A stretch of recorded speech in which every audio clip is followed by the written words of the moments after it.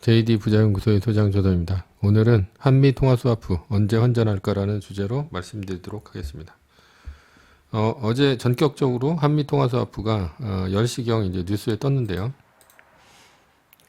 기사를 보면 통화 스와프 외교의 승리 글쎄요라는 이제 기사가 있습니다. 여기 이제 중요 기사가 뭐냐면 미국 연준이 그 한국은행하고 이제 9개 나라 중앙은행하고 통화 스와프를 제기했다라는 거고요. 이게 이제 외교력을 발휘해야 되는 게 아니라 패드의 일방적인 위기 대응 매뉴얼이다 라는 거죠. 이 얘기는 이제 뒤쪽에 하겠습니다. 그래서 패드가 호주와 브라질, 덴마크, 한국, 멕시코, 노르웨이, 뉴질랜드 그리고 싱가포르, 스웨덴 중앙은행과 일시적으로 달러 유동성 공급 계약, 통화 스와프를 맺었다라는 얘기입니다. 그래서 19일 현지 시간 발표했고 기간은 적어도 6개월이다. 그러니까 6개월 지나면 이제 공항 끝날 거다라고 이제 얘네들이 이렇게 생각을 하는 거죠. 어저께 이것 때문에 제가 좀 밤잠을 설쳤습니다. 밤잠을 설쳤고 한미 통화 스와프가 되면 바로 폭락한다. 이런 이제 생각이 있어가지고 이때 당시에 제가 한 10시 22분 정도에 이게 소식을 접하고 제가 이제 유튜브로도 제가 카페에다가는 이제 그때 바로 하고 그다음에 바로 환전을 했습니다. 그리고 환전을 했고 그다음에 유튜브로도 제가 이제 방송을 킬 수가 없어가지고 그냥 PPT 화면으로 얘기를 했는데요.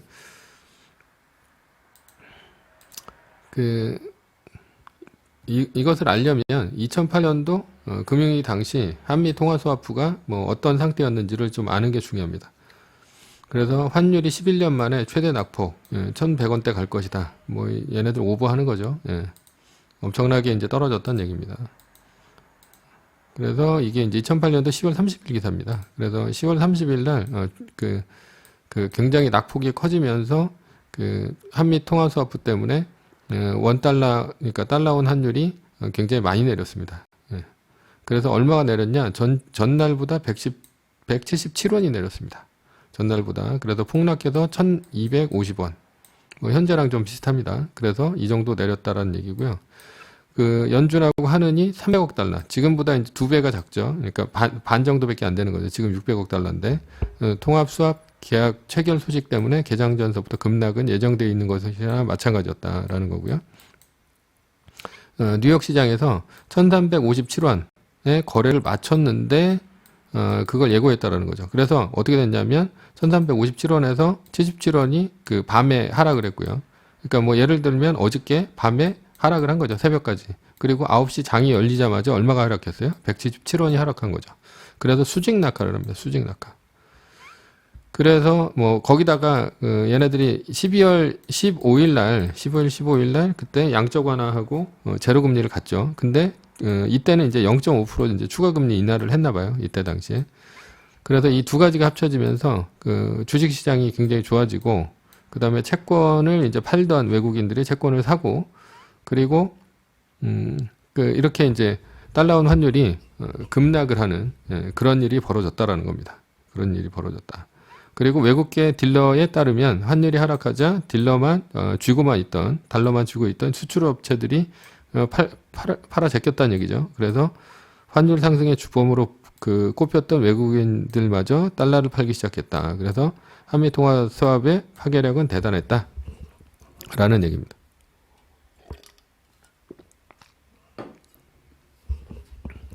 한마디로 작전이 제대로 먹힌 거죠.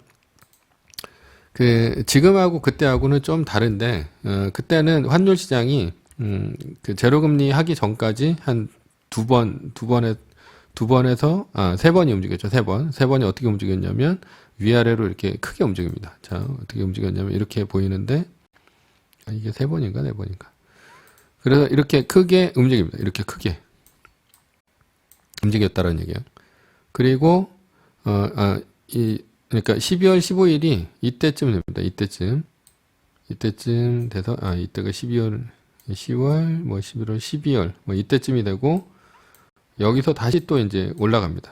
그래서 이제 언제가 바닥이냐 그러면은 3월 6일이 바닥이죠. 이렇게. 그래서 환율이 4번이 움직입니다. 4번이. 그래서 첫 번째는 이렇게 1,300원, 1,400원 정도에서 한번 움직이고요. 그 다음에 다시 올라갑니다. 다시 올라가서 1,440원, 그리고 다시 올라가서 1,500원 정도에 움직이고, 결국은 이제 얼마에 끝나냐? 1,600원에서 끝납니다. 그래서 4번 이렇게 움직여요. 지금은 왜 이렇게 환율이 유동치지가 않냐, 조용하냐라고 한다면, 여기서는 이미 이제 리먼이라든가 이런 데가 파산이 나고, 그 다음에 AIG 같은 경우가 거의 뭐 구제금융을 받고 뭐 이런 상황이 벌어졌기 때문에 시장에 바로 충격파가 왔어요. 근데 현재는 그렇진 않죠. 현재는 그렇진 않고 연준이 선제적으로 먼저 움직였고 주식시장이 먼저 움직인 경우입니다. 그렇기 때문에 그때와 지금은 다른데 지금은 이제 달러 인덱스가 막 올라가고 있는 상황입니다. 여기 보시면 이렇게 올라갔다가 급락을 한번 하고요. 이렇게 장대 음봉이 뜨고 그 다음에 올라갔다가 이렇게 꼬리가 긴 음봉이 하나 뜨고 그 다음에 장대 음봉이 2개가 뜨는데 이때가 이제 10월 30일이죠. 그래서 전날 장대 음봉이 떴어요. 이런 것들도 미리 알았다면 이때 이제 파는 게 좋죠. 장대 음봉 이 정도 뜨면 어느 정도 내가 먹고 이제 빠져야 됩니다. 이때가 이제 1387원 이 정도가 됐다는 얘기예요. 근데 야간에 여기 갭이 있죠. 갭이 야간에 얼마 떨어졌어요? 77원 떨어지고 그 다음에 여기 주간에 177원 떨어진 거죠. 77원, 177원 이렇게 해서 결국은 뭐 1250원대 정도의 장이 끝났다라는 겁니다. 그런데 우리가 아셔야 될 게 장이 끝났잖아요.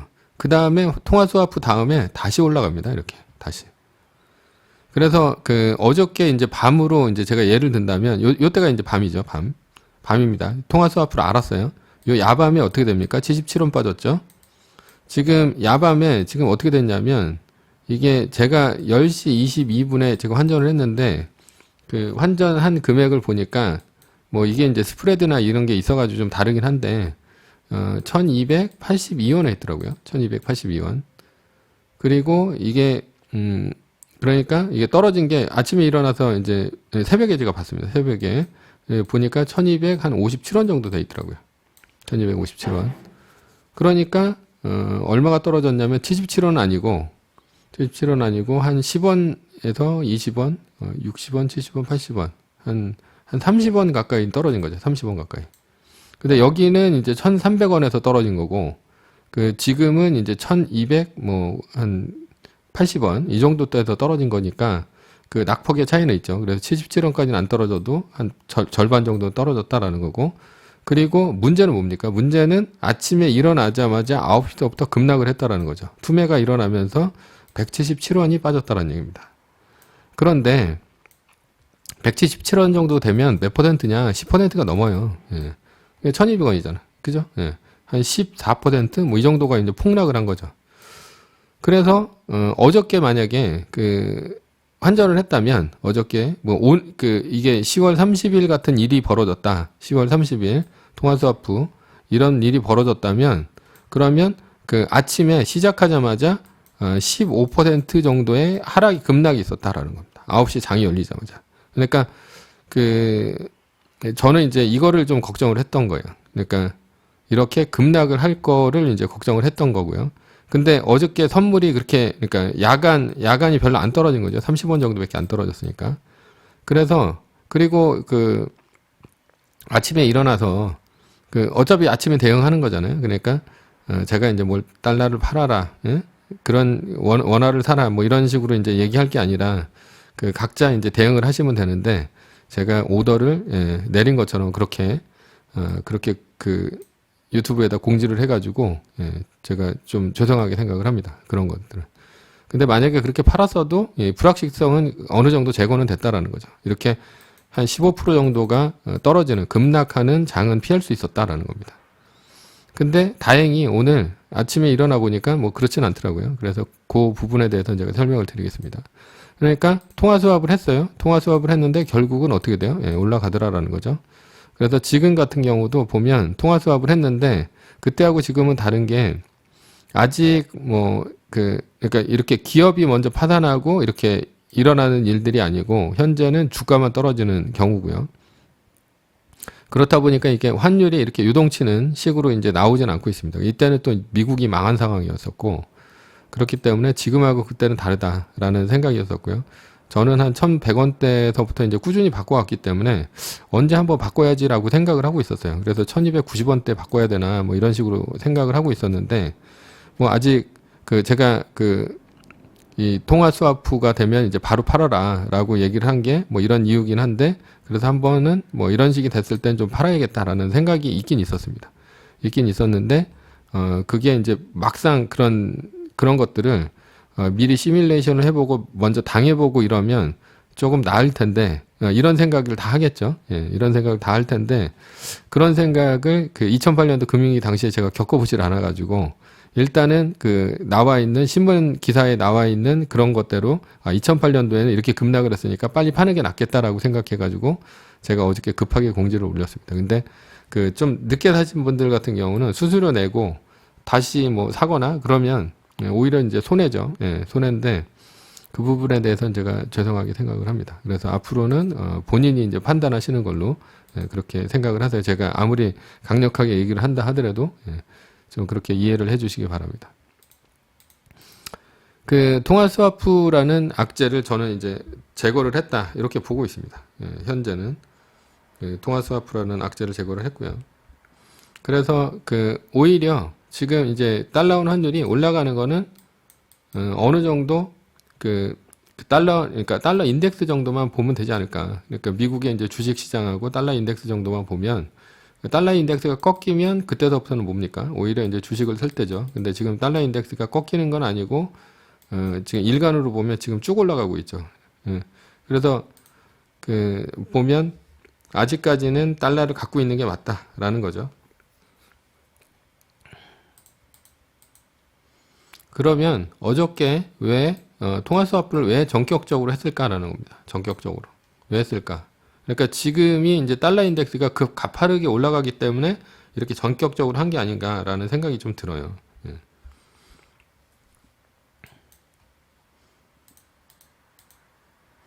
2020년 3월 19일 연준이 통화 스와프한 나라가 어디냐? 호주, 브라질, 덴마크, 한국, 멕시코, 노르웨이, 뉴질랜드, 싱가포르, 스웨덴 같은 나라죠. 그러면 우리가 이제 이 연준의 생각을 한번 알아볼 필요가 있습니다. 어떤 생각을 알아보냐면, 지금 이제 기축통화라 하면 이제 뭐 한 네 개 정도가 되죠. 첫 번째가 미국의 달러죠. 달러. 두 번째가 파운드화, 그 다음에 유로화, 그 다음에 일본의 엔화. 이 네 가지입니다. 이 네 가지인데 이제 뭐 파운드화 같은 경우는 브렉시트도 하고 그래가지고 그렇게 큰 기축통화 역할을 못 하는 것 같고요. 달러화하고 유로화하고 엔화 정도가 됩니다. 그러면 여기서 이제 미국이 이 달러 인덱스가 올라간다는 얘기는 달러의 가격이 올라간다는 얘기죠. 그러면 달러의 가격이 올라간다는 얘기는 어떤 가격이 떨어진다는 얘기예요? 이게 떨어진다는 얘기죠. 유로화나 엔화. 그러니까 여기에 이제 달러 인덱스에 포함되어 있는 게 한 6개국 정도가 되는데요. 뭐 스털링이 있고 뭐 스위스 프랑이 있고 뭐 이런 식으로 있습니다. 그래서 그런 애들이 전부 모여가지고 달러하고 비교를 합니다. 그래서 달러 인덱스의 기본이 뭐냐면 100이에요. 근데 100보다 높아지면 뭐예요? 달러가 강해진 거고요. 100보다 낮아지면 달러가 약해진 겁니다. 근데 어저께 102에서 103 정도로 왔다 갔다 했다라는 거죠. 이게 뭐예요? 달러가 급격히 강해졌다라는 얘기입니다. 급격하게. 항상 한 95 정도에서 움직이고 있었는데 지금 102, 103 정도로 움직이고 있으니까 지금이 이제 달러 쪽으로 돈이 많이 몰린다는 얘기죠. 그래서 미국은 어딜 겨냥했냐면, 미국은 지금 얘기하는 게, 그러니까 미국은 유럽이나 EU나 아니면 일본을 겨냥한 게 아니란 얘기예요. 지금 이 달러 통화 스와프를 한 거는. 그러니까 얘네들은 어떤 무기가 있냐면, 얘네들은 양적완화 해버리면 됩니다. 금리 뭐 낮아지긴 했지만 재정 정책으로 해가지고 들어오지 말라고 이제 무지막지한 양적완화를 하잖아요.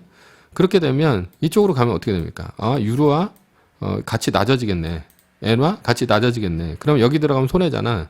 그래서 미국 달러로 막 몰리는 거예요, 돈이. 글로벌 머니들이. 그래서 이 달러로 막 몰리다 보니까 어떤 일이 벌어지냐.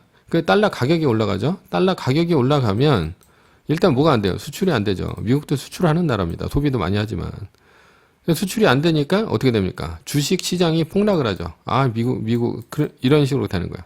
그래서 미국이 뭐 하면 얘네들이 영향을 받습니까? 미국이 금리 내리거나 지금 보면 제로 금리 한 다음에 양적 완화 해버리니까 어떻게 됩니까?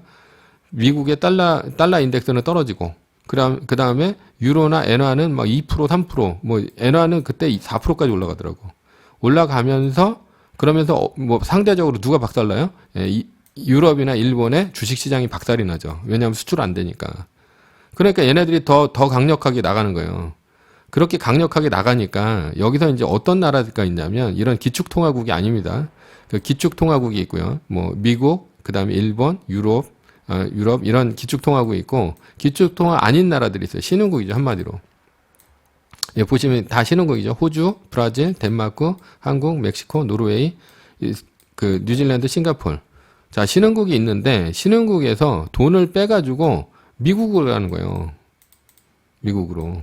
어차피 이쪽으로 글로벌 머니들이 들어가 봐야 오히려 그 자기네들이 양적 완화를 해버리니까 오히려 이제 엔화나 유로화 가치가 떨어지는 거죠. 근데 여기는 뭐예요? 그 얘네들은 망할 이유가 없죠. 기축통화국들은. 달러를 찍어내거나 엔화를 찍어내거나 해가지고 막으면 되니까 자기네들은. 근데 여기는 망할 수가 있잖아요. 그러니까 얘네들은 그 에너지나 식량이나 이런 거 자기 돈으로 산단 말이에요. 진정한 돈은 이제 달러긴 하지만. 근데 여기는 자기네 나라 돈으로 못 사잖아요. 그러니까 한국이나 뭐 브라질이나 뭐 누가 만약에 브라질에 해화를 준다 나한테 기분이 좋겠어요? 예, 달러 준다 그러면 기분 좋겠지만, 그러니까 기분 나쁘잖아요. 그러니까 서로 자기네들도 달러 갖고 왔다 갔다 하는 거예요, 얘네들은. 그러니까 얘네들은 항상 뭐가 모자라요? 미국이 달러가 모자라요, 달러가. 달러가 있어야지 뭘 삽니까? 석유를 사고 식량을 사고 그렇잖아요. 그러니까 얘네들은 항상 달러가 모자라는 나라들이야. 근데 지금 공황이 왔어요. 굉장히 어려워요. 달러가 말라. 그렇게 되면 미국으로 달러가 들어가는데 여기 기축통화국은 안 건든단 말이에요. 이쪽으로 들어가질 않는다고. 근데 어디로 들어가냐면 여기에 투자했던 돈들이 이쪽으로 빠져나온단 말이에요. 빠져나오면 또 어떻게 됩니까? 미국의 달러가 또 강해지잖아요. 그러니까 연준이 선제적으로 뭘 했냐면 우리나라가 잘해서 이제 준 건 아니고 미국이 먼저 제안을 한 거죠. 니네들 보니까 지금 외국인들 돈 빠져나가고 힘들지? 그러니까 내가 통화 스와프 해줄게. 한 6개월 정도야. 그러니까 6개월 정도 막으면 아마도 이제 이런 위기가 지나갈 거야. 이렇게 얘기를 하는 거죠. 그래서 여기다가 해주면 어떻게 됩니까? 여기 있던 외국인들이 야, 여기 달러 이렇게 연준이 밀어준대. 그러니까 통화가 안정될 것 같네. 그러니까 우리가 꼭 나가야 되나? 예, 그런 생각이 들겠죠. 그런 생각이 들면 여기 통화가 안정이 되겠죠. 한국 같은 경우는 뭐 1250원 이하에서 안정이 될 수도 있습니다. 그렇다는 얘기예요. 그러니까 이런 식으로 왜 연준이 통화 스와프를 전격적으로 했나? 이게 미국을 방어하기 위한 논리라는 거죠. 미국이 달러가 올라가면 수출 안 되고, 수출 안 되면 오히려 수출 안 되는 것보다 일본이나 아니면 유럽에서 미국 쪽으로 계속해서 물건을 팔아먹을 가능성이 높다라는 거예요. 요즘 같은 경우.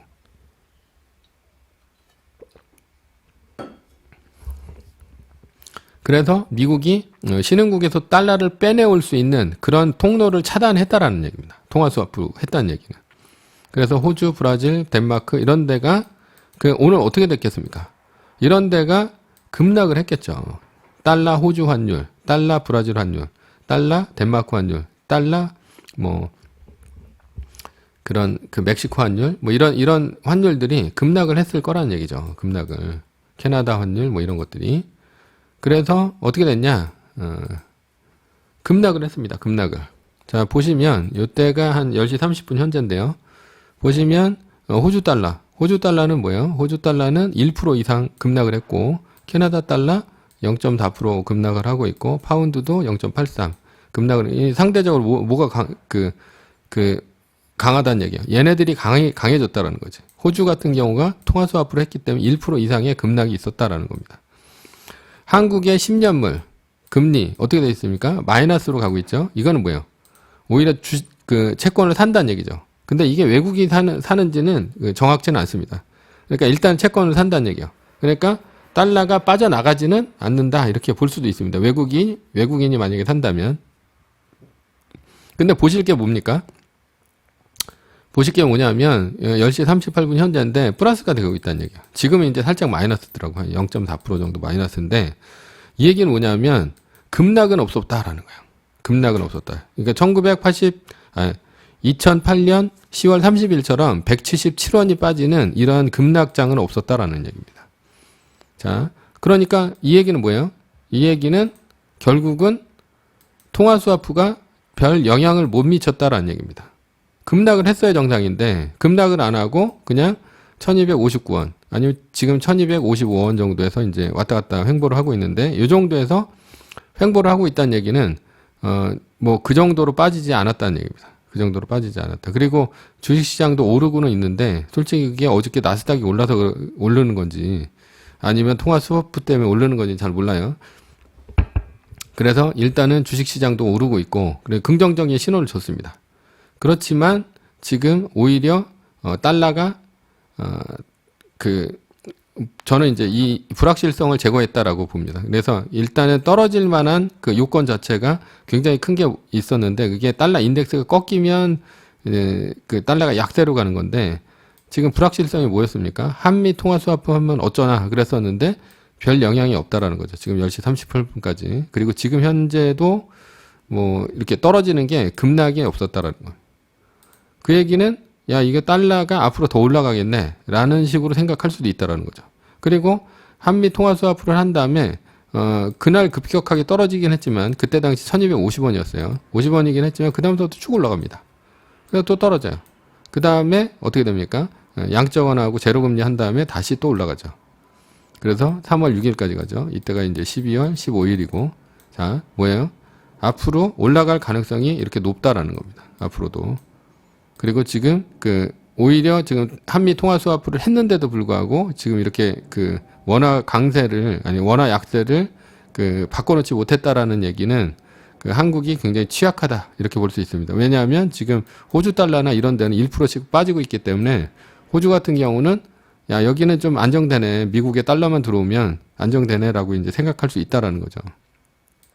근데 한국이 상대적으로 지금 취약하다라는 걸 오히려 보여줬다. 그리고 일단은 통화 스와프라는 게 없어졌기 때문에 달러가 오히려 강해지는 게 더 많이 갈 수도 있다라는 거죠.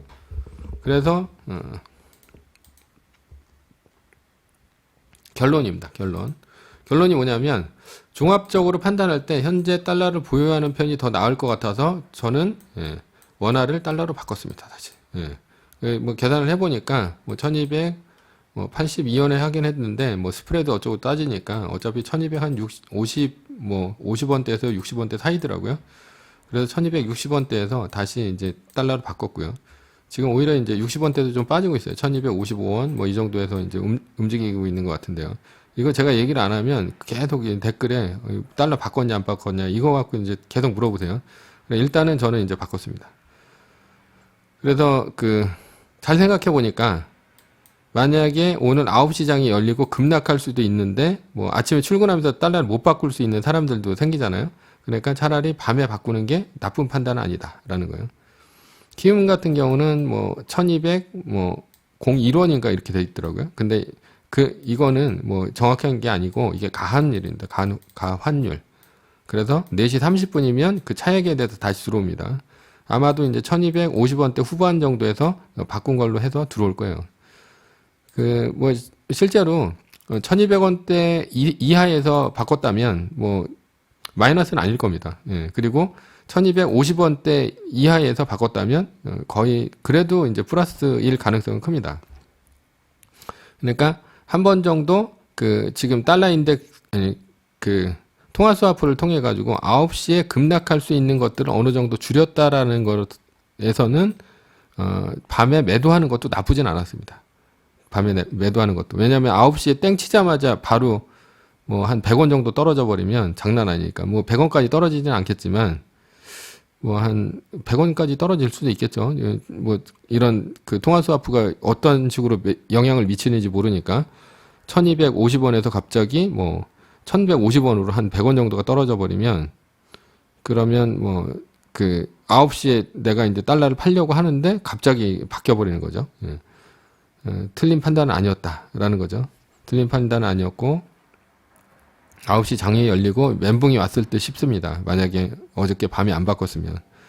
그래서 뭐 많이 안 떨어진 건 불행 중 다행이라고 생각해요. 그러니까 오히려 이제 팔았으면 이제 다행이죠. 오히려. 그 이제 더 싼 가격에 살 수 있으니까. 왜 근데 이제 불행 중 다행이라고 생각하냐면 그 안파하신 분들도 있고요. 그러니까 그 거래가 안 되는 데가 많더라고요. 미래에셋이나 아니면 키움 같은 경우는 된다고 이제 그 봤는데 다른 데는 그 9시 땡치고 그 환전을 할 수 있는 데가 많고 그래서 이제 다행이라고 생각을 하고요. 그리고 또 다행이라고 생각하는 거는 야, 이게 달러가 아직은 강하구나. 그래서 뭘 먹을 수 있다? 환차익을 먹을 수 있다. 저는 이제 그렇게 생각을 하고 있으니까 그것도 다행이다라고 생각을 합니다. 자, 그렇게 생각을 해요. 그리고 1250원대에 이제 제가 긴급 공지를 보고 바꾸신 분들 그분들한테는 좀 죄송하다. 이렇게 생각을 합니다. 그러니까 앞으로 제 의견은 참조만 하시기 바랍니다. 그러니까 뭐 제 의견이 100% 맞을 수는 없습니다. 그래서 저는 이제 가이드만 드리는 거지 제가 뭐 이게 사라 팔아라 뭐 이런 식으로 얘기할 수는 없어요. 근데 제가 어저께 좀 경솔한 것 같다라고 생각을 합니다. 그래서 달러를 보유할 것인지 원화를 보유할 것인지는 각자 알아서 판단하시면 됩니다.